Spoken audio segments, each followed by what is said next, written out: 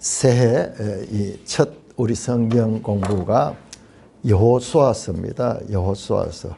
여호수아라는 이름은 이게 호세아, 여호수아, 이게 예수예요, 예수. 예수라는 이름은, 예수아라는 것은 헬라어적인 그런 발음이고, 원래 히브리어는 여호수아, 호세아 뭐 같은 예수라는 이름이고, 뜻은 구원한다, 구원하다는 그와 같은 것입니다. 그리고 오늘 두 분이 나오죠. 모세와 여호수아. 모세와 여호수아. 모세는 율법을 받아서 전해준 사람이고, 여호수아는 예수의 하나의 모형이다. 그래서 오늘 이 설교 제목이 여호수아, 예수의 모형, 예수의 모형, 예수님이 모형이에요. 예수님의 모형. 조금 고쳐주시기 바랍니다. 예수님의 모형이다.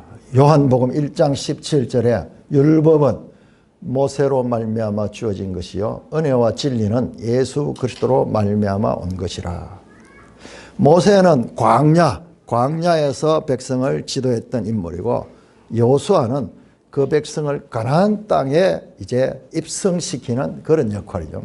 그 면에서도 보면은 모세와 여호수아가 서로 비교가 되고, 여호수아는 하나님 나라를 이 땅에 데려온 예수님의 하나의 모형적인 그런 역할을 감당합니다. 제가 이 새벽 시간에 한 50분씩 계속 이렇게 자세하게 설명하는데, 주일날에는 조금 크게 제가 말씀을 준비를 하다가 우리 매일 성경 16쪽을 한 펴 주시기 바랍니다. 매일 성경 16쪽. 매일 성경 늘 가지고 다니세요. 이 매일 성경에 이번에는 전성민 목사님 분이 나오는데 21쪽에 보세요. 이 글쓴이가 전성민, 밴쿠버 기독교 세계관 대학 원장 되죠. 제가 여기서 2009년도 기독교와 미술이라는 그 과목을 가지고 일주일 동안 이 캐나다 밴쿠버에 가서 강의를 했던 그 학교입니다. 가니까는 제가 늘 학부에서 대학생들을 가르치다가 보니까는 뭐 신학 박사 과정이라 그래서 처음에 좀 힘들었던 적이 있었는데, 이 학교의 총장이 성경신학에서 여호수아를 전공해서 이 내용을 썼는데, 제가 읽어보니까는 뭐 더 이상 설명할 수가 없어요. 더 이상 설명. 그래서 여러분들이 제가 늘 강조하죠. 어떻게 묵상할 것인가. 참 책이 나오면은 그 부분들. 근데 여러분들 읽어보면 이거는 10번씩 읽어야 돼요. 줄을 치고, 저도 그렇게 하면은 이게 보여. 그냥 뭐 바쁜 삶 가운데서 읽으면은 뭐 그냥 잘 남지 않아요. 그래서 오늘은 제가 이 특별히 16쪽 들어가는 말, 이 내용을 가지고 설교로 대신하고자 합니다. 전쟁의 시대다. 우리는 폭력과 갈등, 분열과 대립이 일상화된 현실을 직면하고 있다. 정말 우리가 실감나죠? 우리가 지금 어제 저녁만 해도 그렇게 그 대통령 관저를 두고 우리 이 우파와 민노총 좌파가 막 극한 대립을 벌이고 있는 이런 시대. 이러한 상황 속에서 성경의 전쟁 이야기, 여호수아는 전쟁 이야기가 많이 나오죠. 전쟁 이야기를 어떻게 묵상해야 할지 성찰하는 것은 매우 중요하다. 여러분, 여호수아서만큼 사람들이 제대로 이해하지 못하는 책이 없을 정도입니다. 여러분, 역사를 보면요, 정말 성경을 잘못 해석해가지고 하나님 말씀을 오해해가지고 악을 행하는 악을 행하는 데 하나의 보증서처럼 말씀을 사용했는 경우가 얼마나 많아요. 여러분, 저와 여러분들도 한번 돌이켜 보세요. 하나님 말씀을 우리가 딱 내한테 유리하게 이용해 가지고 적용하는데 전문가들이 우리는 불편한 말씀은 잘 보지 않아요. 그냥 통과. 어떻게 내한테 좀 유리할까 싶은 쪽으로 우리가 이 해석을 하고자 하는 우리 속에 큰 자석과 같은 자기중심성이라는 게 이게 죄의 결과예요. 책을 읽어도 그냥 그대로 읽지 않아요. 내가 자꾸 끊임없이 해석을 하면서 내한테 유리하도록 해석하는 경우입니다. 특별히 여호수아서는 이스라엘 백성이 약속의 땅을 차지하는 과정에서 벌어진 전쟁이 주된 배경이기 때문에 성찰과 분별 있는 묵상이 더욱 중요하다. 왜냐 그러면요, 여러분 AD 1000년경에요 십자군 운동이라는 게 십자군 운동 영화 같은 데도 많이 나오잖아요. 그러면 우리가 생각하기를 십자군 그러니까는 막 그 깃발도 십자가를 그려놓고 이러니까는 우리 기독교적인 그런 이 전쟁 같지만요, 전혀 그렇지 않아요.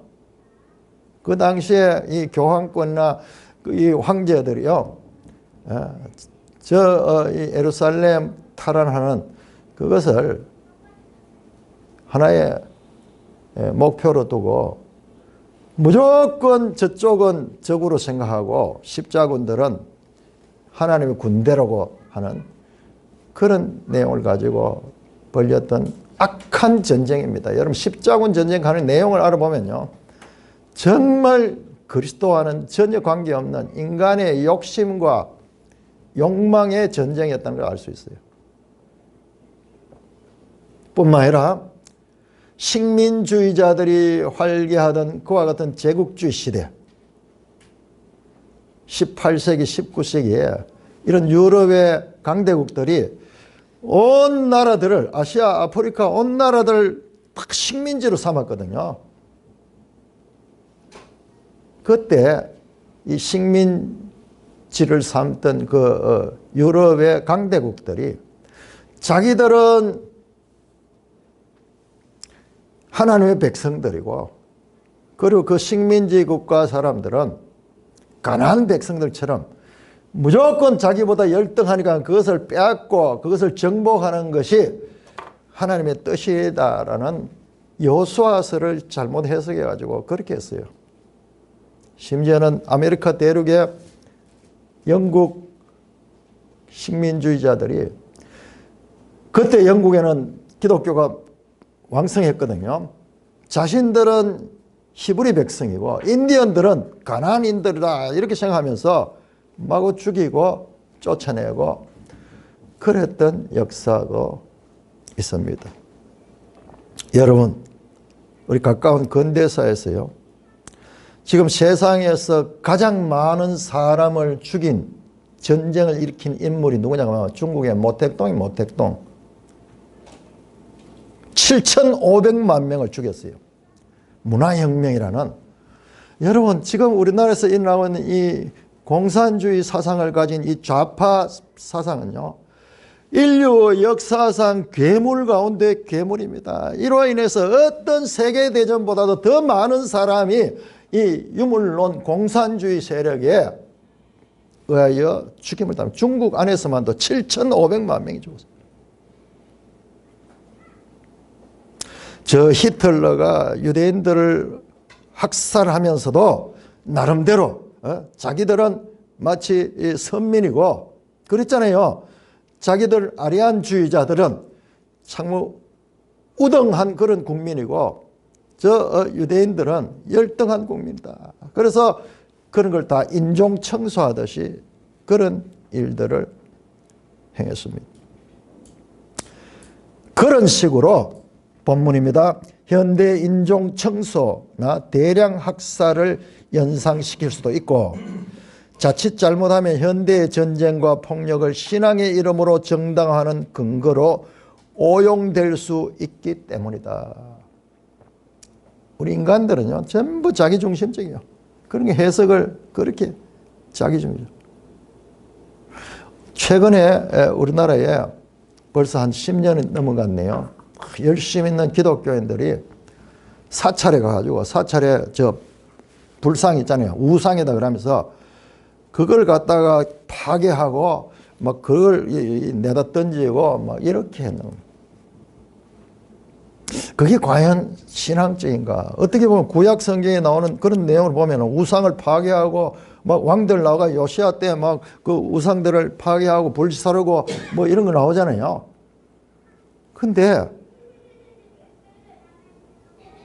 그건 성경의 한 단면인데 그걸 가지고 오늘날 그대로 적용을 시키면서 자기들은 믿음 있는 행동이라고 그렇게 주장하기도 하고, 그러다가 이제 구속이 되고 박해를 당하게 되니까는 을을 위하여 일하다가 박해를 받는다고 그렇게 스스로 생각하기도 했는데, 그것이 이 여호수아서와 같은 이런 말씀들을 과잉 자기중심적으로 해석했기 때문에 일어난 겁니다. 물론 성경은 이스라엘이 가나안 민족을 진멸하는 것이 가나안의 죄악에 대한 하나님의 심판이라는 사실을 분명히 한다.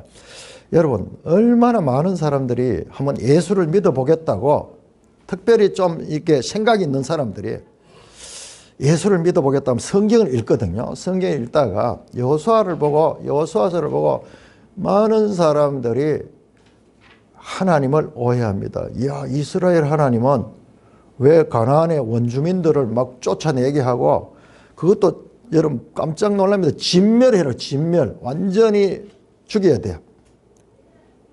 남자든 여자든 노인이든 심지어는 가축까지도 다 진멸해야 돼요.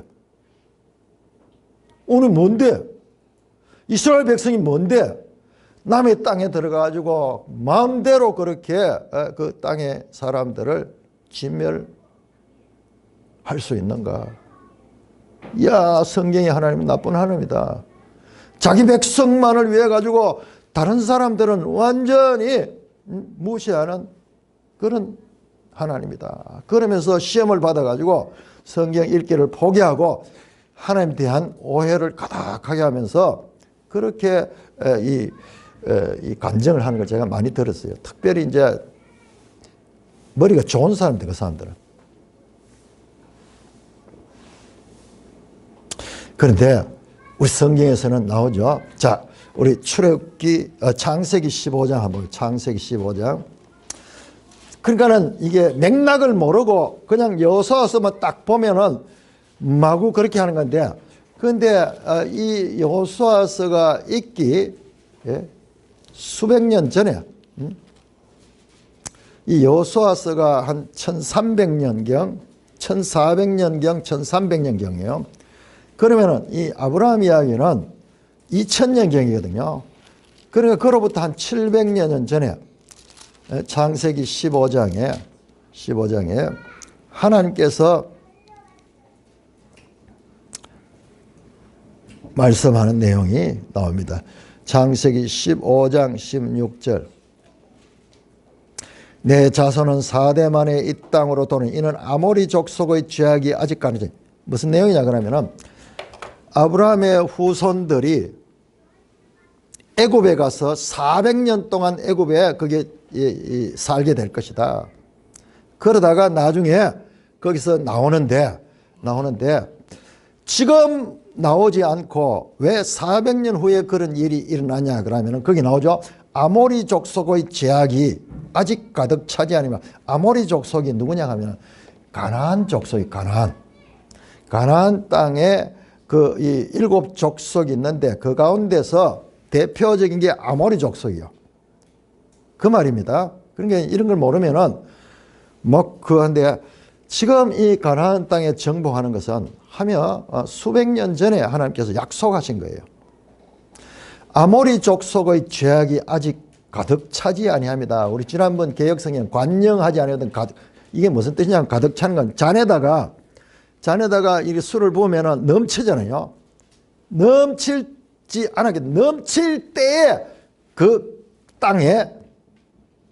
땅을 너희가 차지하게 할 것이다. 그 말이에요. 그러니까는 지금 여호수아서에 나오는 가나안 땅의 사람들의 지금 현상이 어떠냐 그러면 죄로 가득 차 있는 거예요. 죄로 가득 차 있는 거예요. 어떤 죄인가? 여러분들 모세 오경에 나오는 율법에 하지 마라 하는 것들 있잖아요. 그게 어디에서 근거냐? 가나안 땅에 전부 하는 거예요. 가나안 땅에서 행하고 있는 거. 그런 거 우상 숭배, 그다음에 성적인 그런 문제들, 그다음에 여러 가지 악한 죄된 행위들을 하지 마라 그러는 거예요. 동성애도 거기에 행하고 있고 심지어는 근친 결혼 말할 것도 없고 심지어는 입에도 담기 어려운 그런 내용들까지 그 속에 있었던 거예요. 죄가 가득 차 있는 땅입니다. 무조건 빼앗는 게 아니에요. 자, 이 죄악에 대한 하나님의 심판이 때를 따라 기다리다가 그 잔이 넘치는 그때에 그 백성들이 그 땅을 정복하게 됩니다. 따라서 가나안 정복 전쟁을 그리스도인이 자신의 죄와 세상의 악과 싸우는 영적 전투에 대한 비유로도 묵상할 수 있다. 그렇죠? 우리 자신을 들다 보면요, 이 가나안 정복 전쟁은요, 우리 자신을 내면 속에 들다 보면은 이 가나안 7족 속이 우리 내면 속에 자리 잡고 있어요. 죄. 우리가 하나님의 말씀을 듣고 깨닫고 거듭나서 하나님의 말씀대로 살고자 하면요, 내 속에 미리 선점해 있던 이와 같은 가나안 7족 속 같은 이 죄성이 우리를 그냥 두지 않습니다. 끌어당기고 우리를 넘어뜨리고자 하고 계속 우리 자신이 여기에 가나안 땅이에요. 가나안 땅. 원래부터 우리는 죄인이라고 예수 믿고 새 생명을 가진 거야. 원주민이 누구냐? 죄가 원주민이야. 죄가. 그래서 로마서 7장에서 사도 바울이 그걸 고백하죠. 오호라 나는 죄인이로다. 내 자신을 보니까 이 사망의 몸에서 누가 나를 구원하랴. 아무도 내 힘으로 할 수 없구나. 사람으로 할 수 없구나. 그 고백을 한 거예요. 자신의 죄와 세상의 악과 싸우는 영적 전투에 대한 비유로도 묵상할 수 있다. 그렇지만 영적 전투를 삶에서 실천하려면 다시금 현실에서 어떤 태도가 기독교적인지 성찰할 수밖에 없다. 아주 중요합니다. 하나님의 뜻을 이루기 위해 가나안 전쟁이 필요했다면 지금도 하나님의 뜻을 이루기 위해 어느 정도 폭력과 대결은 용인할 수밖에 없는 것일까? 질문이에요. 가나안 정복 전쟁과 그리스도인의 자기 희생의 십자가는 어떠한 관계가 있을까? 여러분, 하브루타예요. 질문하는 겁니다.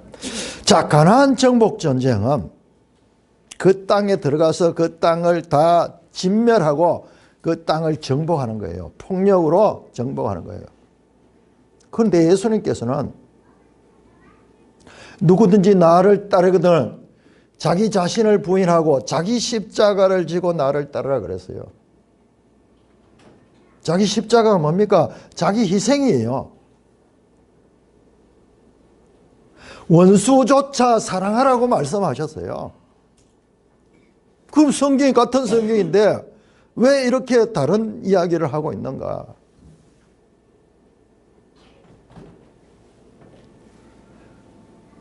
전쟁을 통해 땅을 기업으로 받았던 여호수아의 이야기와 예수님이 말씀하신 온유한 사람이 땅을 기업으로 받을 것이기 때문에 복이 있다. 온유한 사람이 땅을 기업으로 받는다 그래요. 지금 이 여호수아는 보니까는 폭력을 가지고 칼을 가지고 그 땅을 정복하는 그 성경의 이야기와 예수님의 이 팔복의 가르침은 과연 어떤 관계가 있는가? 예수님의 팔복 이야기는 서로 어떻게 이해해야 될 것인가? 여러분, 난제입니다. 성경 해석이 그렇게 쉽지 않아요.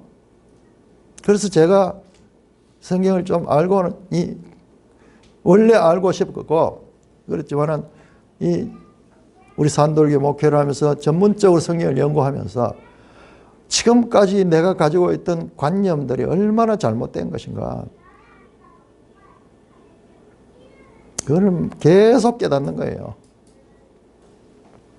그래서 이 교수님이 아주 중요한 내용을 우리에게 이제 질문합니다. 전쟁과 폭력이라는 현실의 주제와 더불어 여호수아서를 묵상할 때 잊지 말아야 할 주제는 지속적인 순종의 중요성이다. 요거는 이제 뒤에 끝에 가면 24장에 가면은 나옵니다. 그러니까 지금 이분이 하락하는 말씀이 뭐냐 그러면은 성경을 전체적으로 봐야 된다는 그 이야기요. 자, 여호수아서는 모세 오경 다음에 나오는 이스라엘 역사의 시작이다. 이 역사는 가나안 땅에 들어가는 이야기, 여호수아서죠. 시작해서 우상 숭배와 사회적 불의 때문에 심판을 받아 가나안 땅에서 쫓겨나 포로로 갈려가는 이야기, 바로 열왕기하. 우리 지난해 공부했잖아요. 열왕기하. 자, 구약 성경 이야기가요, 가나안 땅에 들어가는 이야기와 그 가나안 땅에 살다가 쫓겨나는 이야기로 구성이 되어 있는 거예요. 이걸 봐야 돼요. 이 전체에서. 그래서 이분이 말하잖아요. 여호수아서가 더 큰 역사의 일부라는 사실은 여호수아의 전반적인 메시지를 포착하는 데 매우 중요하다. 이 여호수아 이야기만 봐서 안 돼요. 이 여호수아 이야기는 그 이전과 현재와 그리고 장차로 연결짓는 이와 같은 연속석 가운데 한 동가리, 한 부분이 한 부분. 여러 사설들이 있다면 그 사설의 고리들 가운데 한 고리야, 한 고리.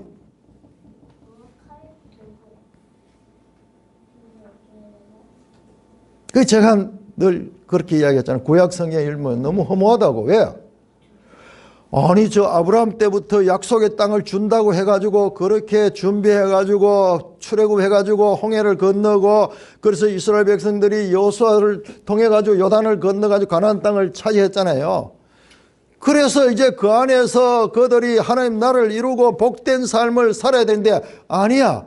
그 가운데서 살다가 그 땅에서 뽑혀가 쫓겨나는 이야기잖아요. 그 땅에 심겼다가 그 도저히 하나님께서 참지 못하고 그 땅에서 뽑아가지고 다른 데다가 던져버렸잖아요. 그게 구약 성경 이야기예요.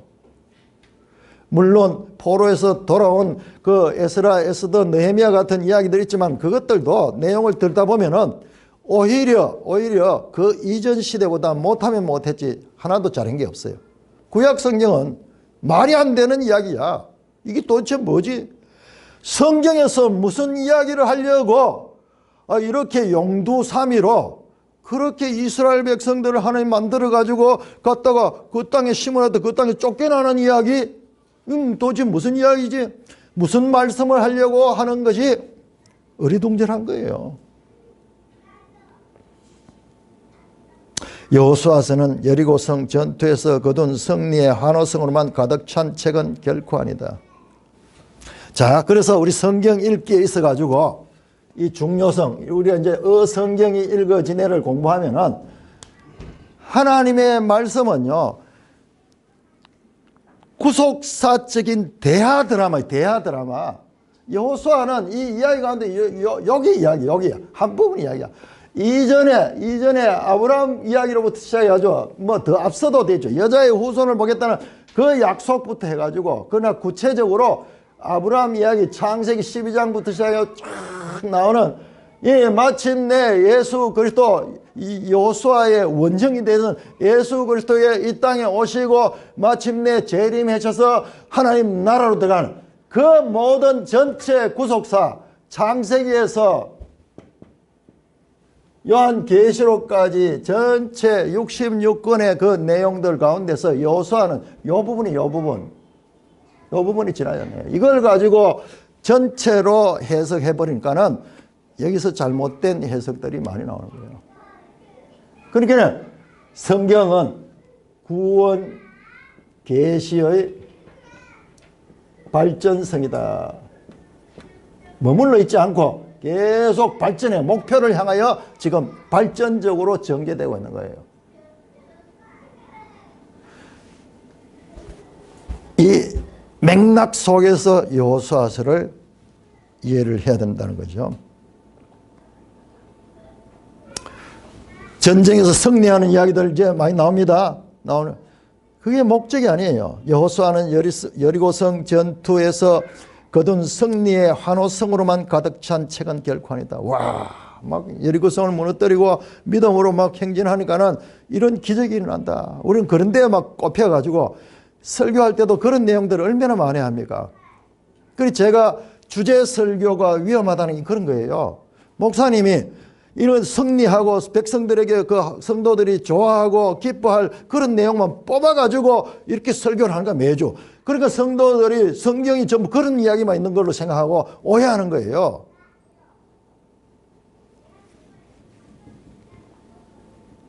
여호수아서에서 우리는 세겜에서 있었던 언약갱신의 엄숙한 음성을 함께 들으는데, 여호수아서 안에서도 1장에서 5장까지와 그 다음에 저 22장에서 24장까지의 내용이 달라요.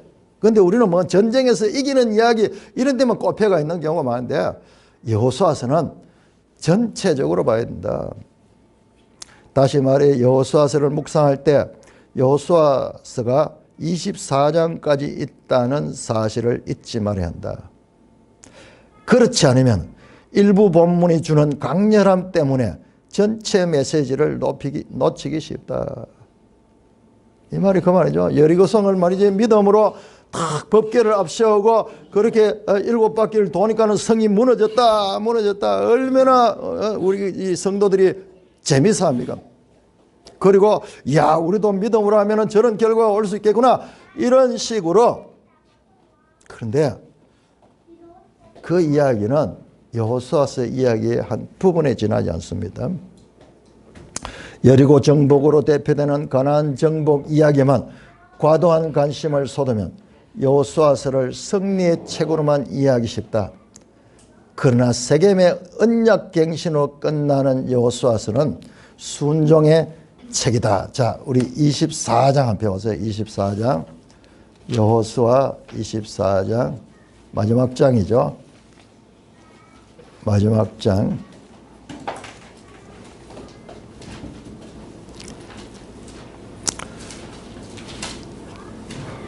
(24장 1절) 여호수아가 이스라엘 모든 지파를 세겜에 모으고 이스라엘 장로들과 그들의 수령들과 재판장들과 관리들을 부르니 그들이 하나님 앞에 나와 선지라. 이게 언약 체결한 거예요. 세겜에서 다시 언약을 체결한 겁니다.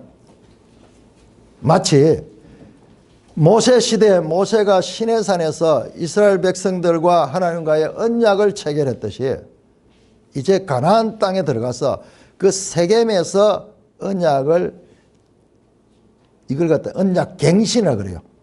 처음 하는 것은 이제 언약의 시작이고, 그 다음에 그 언약을 다시 후세대에서 다시 재언약을 맺는 거예요. 예를 들자면은 내 아버지와 이 어떤 이 건물주가 계약을 했다가 내 아버지가 죽어버리면은 그 집에 계속 살락을 하면은 아들하고 다시 계약을 다시 해야 되는 거예요. 그 아들도 죽으면은 그 뭐 손자하고 해야 되듯이, 하나님은 집주인이신 하나님은 한 분이시며 하나님은 영원하시니까는 있는데 그 백성은 계속 바뀌잖아요. 그러니까 언약을 새롭게 갱신하는 언약 갱신의 이야기로 여호수아서가 끝이 납니다. 그래서 여호수아서를 자세히 보시면은 이 언약이 아주 중요한 의미를 가지고 있습니다. 25절, 여호수아 24장 25절.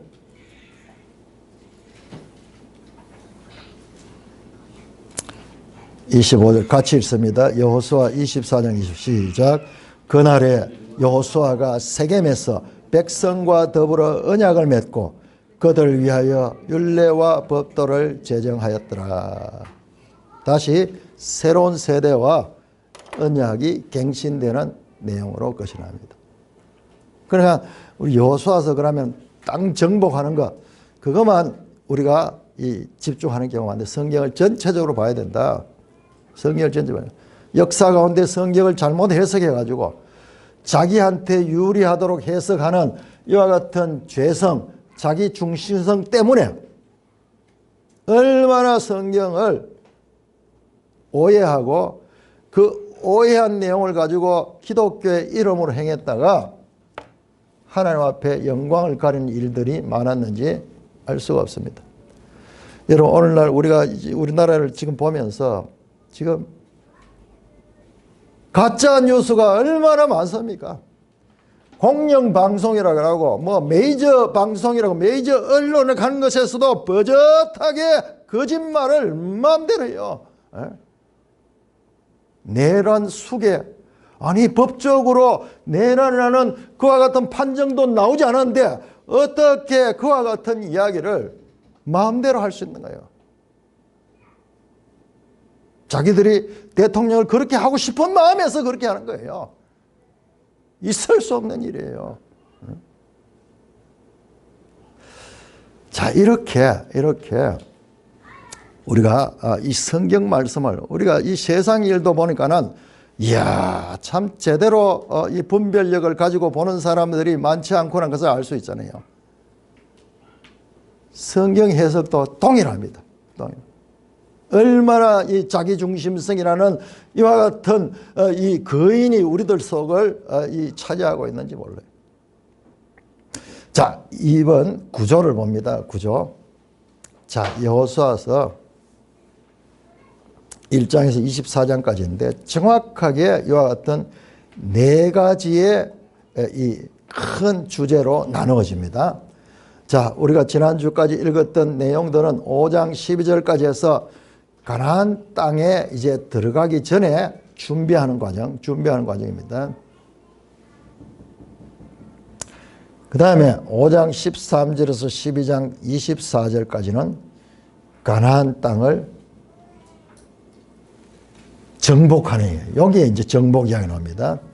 그 안에 보세요. 여리고성 함락, 그 다음에 아이성에서의 패배와 회복, 그 다음에 기본 사람들과의 언약, 그 다음에 남부지역 정복, 11장 북부지역 정복, 12장 모세와 여호수아가 정복한 왕들의 목록, 그 다음에는요 13장에서 21장에서 이 정복한 땅을 이스라엘 백성들이 분배하는 12지파에게 분배하는 내용. 제일 먼저 요단 동편과 서편 땅의 분배, 그 다음에 나머지 분배하는 지역을 분배하고 도피성을 만들고 최종적으로 레위지파는 땅을 따로 분배받지 못하지만은 그들도 일할 수 있는 그런 토지를 배정을 받습니다. 각 지파에 속한 그 부분들을 배정을 받습니다. 정확하게 12지파 가운데 레위지파도 소외되지 않도록 정확하게 분배하는 내용. 그러니까 우리는 전쟁에서 빼앗는 내용에는 관심이 많지만 분배하는 내용 이런 거 있는지도 잘 몰라.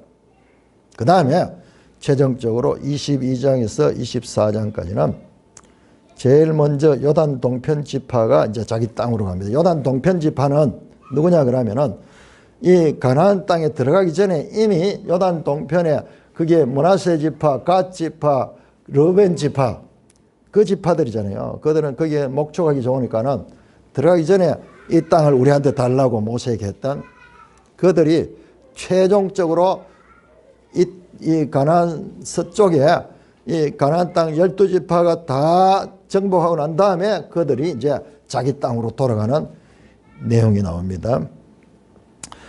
그 다음에 22절 24절 이 땅에서 지속적으로 이제 정복을 했지만은 이 땅에서 지속적으로 거주하기 위해서는 하나님과의 언약 관계를 다시 지켜야 된다라는 말씀이 나옵니다. 여러분 자세히 보면요.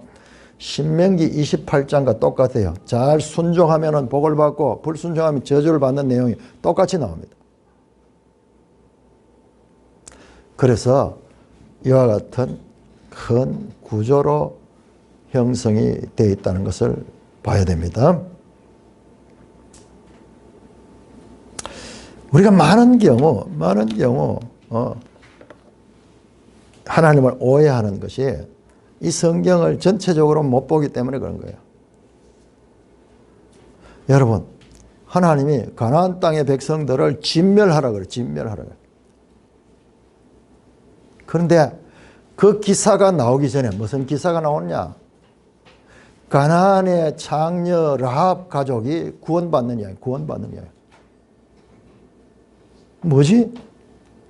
우리는 이 이야기는 별로 생각 안 하고 저 가나안 땅을 진멸하는 이야기만 생각하고 있는데, 아니 이방인 가운데서도 하나님을 믿고 그 하나님을 섬기며 하나님의 백성들을 도왔던 라합은 이방 여인이고 이방 여인 가운데서 장녀예요. 절대 하나님께서 가까이 하지 않을 것 같은 이방인이지만요, 라합의 구원 기사가 제일 먼저 나옵니다. 반대로 하나님께서는 그러면 이스라엘 백성들은 늘 보호하시고 그 땅에 가난 원주민들은 하나님께서 미워하셔서 그들을 진멸하시기로 했는가? 전혀 아니에요. 여호수아 7장에 보면은 아간이라는 사람이지. 아간은 누구냐 하면 유다지파. 근데 아간이 하나님의 명령대로 불순종했기 때문에 그와 그 가족들이 다 돌에 맞아 죽습니다. 이방 여인이 구원을 받고 이스라엘 백성 가운데도 유다지파의 아간이 죽임을 당하는 이야기가 나옵니다. 그러니까 우리가 생각하듯이 일방적으로 하나님이 이스라엘을 도우시고 이방인들을 멸하시는 그 내용이 아니라고요. 그 부분들을 주요 내용과 메시지에서 잘 정리하고 있습니다. 그러니까 이 성경학자들은 이 전문가들이에요. 전문가들.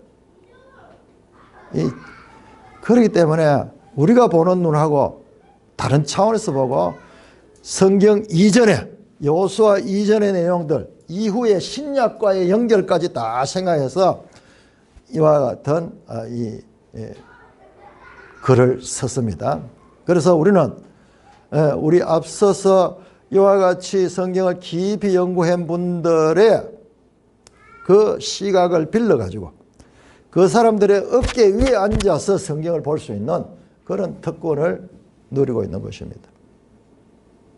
그래서 계속 본문을 읽다가 또 한번 여기 와서 보기도 하고 그렇게 하면서 보시면은 여호수아서를 통해 하나님께서 우리에게 말씀하시는 게 무엇인가, 이것을 알 수 있게 될 것입니다. 성경 해석에는 왕도가 없어요. 계속 반복해서 저도 지금 그 매일 통독도 참여하고 이렇게 하면, 통독을 하면은 자세히는 못 보지만은 그래도 전체 흐름이 계속 지나가는 거예요. 그게 이 흐름을 다, 전체적인 이 흐름을 이해하는 게 중요하고, 그 다음에 이 흐름 속에서 한 책들이 가지는 그 연결적 그런 역할들, 그런 것들을 아는 것이 중요합니다. 그러면 66권의 책이 이와 같이 유기적인 관계를 가지고 있다. 그래서 성경이 하나님의 말씀인 거예요. 하나님의 말씀인 거예요. 놀라운 하나님의 지혜와 지식으로 하나님의 구원 경륜들을 우리에게 알려주는 책이 성경입니다.